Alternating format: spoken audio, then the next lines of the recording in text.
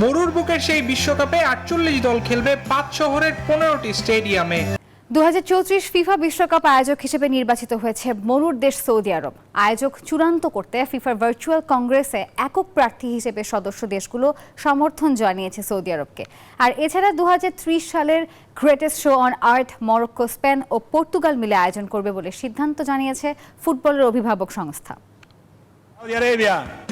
মরুর দেশ Saudi Arab মাতবে দ্য গ্রেটেস্ট শো অন আর্থের উন্মাদনায়। ফিফা কংগ্রেসের একটি ভার্চুয়াল সভায় ২০৩৪ সালের ফুটবল বিশ্বকাপ আয়োজনে একক আয়োজক হিসেবে বিনা প্রতিদ্বন্দ্বিতায় নির্বাচিত হয়েছে সৌদি আরব। মরুর বুকের সেই বিশ্বকাপে ৪৮ দল খেলবে ৫ শহরের ১৫টি স্টেডিয়ামে। ব্রিটিশ গণমাধ্যম বিবিসির এক প্রতিবেদনে বলা হয়, অস্ট্রেলিয়া সরে দাঁড়ানোর পর ২০৩৪ সালের বিশ্বকাপ আয়োজক সৌদি আরব হচ্ছে বিষয়টি অনেকটা নিশ্চিত ছিল। এবার শুধু আনুষ্ঠানিকতা সম্পন্ন করল ফুটবলের সর্বোচ্চ নিয়ন্ত্রক সংস্থা ফিফা। মধ্যপ্রাচ্যের দ্বিতীয় দেশ হিসেবে সৌদি আরবে অনুষ্ঠিত হবে দ্য গ্রেটেস্ট শো অন আর্থ। এর আগে কাতার বিশ্বকাপের রোমাঞ্চকর ফাইনালে টাই ব্রেকারে ফ্রান্সকে হারিয়ে চ্যাম্পিয়ন হয়েছিল লিওনেল মেসির আর্জেন্টিনা।